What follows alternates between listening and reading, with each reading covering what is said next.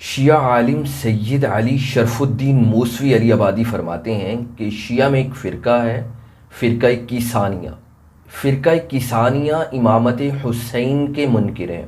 وہ کہتے ہیں کہ امامت امیر المؤمنین علی المرتضیٰ تک تھی، لیکن فرقہ کیسانیہ میں سے ایک دوسرا فرقہ ہے، وہ کہتے ہیں کہ نہیں، امیر المؤمنین علی المرتضیٰ کے بعد امامت حضرت حسین کو ملی، اس کے بعد امام زین العابدین کو امامت نہیں ملی، بلکہ اس کے بعد امیر المؤمنین علی المرتضیٰ کے بیٹے محمد بن حنفیہ کو امامت ملی۔ اور جبکہ کیسانیہ کی پہلی قسم جو ہے وہ کیا کہتی ہے؟ وہ کہتے ہیں نہیں، امیر المؤمنین علی المرتضیٰ سے براہ راست محمد بن حنفیہ کو امامت ملی۔ اور شیعہ فرقہ کیسانیہ میں دو بڑے فرقے ہیں، ایک کہتے ہیں کہ محمد بن حنفیہ ہی امام مہدی ہیں، اور دوسرا فرقہ کہتا ہے کہ نہیں، ان کے محمد بن حنفیہ کے بعد بھی امامت جاری ہے۔ اس کے بعد شیعہ عالم فرماتے ہیں کہ دوسرا فرقہ ہے فرقہ زیدیہ۔ فرقہ زیدیہ جو ہے امام باقر کی امامت کا منکر ہے۔ فرقہ زیدیہ کا کہنا ہے کہ امام زین العابدین کے بعد ان کے بیٹے زید بن علی جو ہیں امام ہیں، جنہوں نے ہشام بن عبد الملک بن مروان کے خلاف خروج کیا تھا۔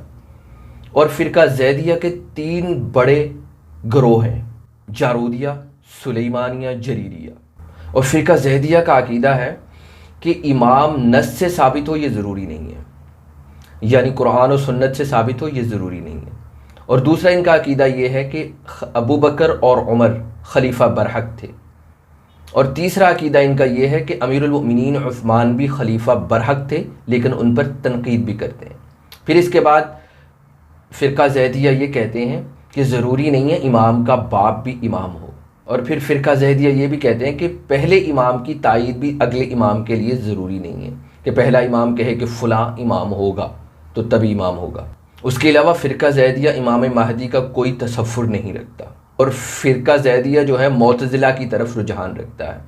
اور آگے چل کر شیعہ عالم سید علی شرف الدین موسوی علی آبادی فرماتے ہیں کہ برادران اہل سنت کا کہنا ہے کہ فرقہ زیدیہ، شیعہ زیدیہ جو ہیں یہ اہل سنت کے زیادہ قریب ہیں دوسرے شیعوں کی نسبت۔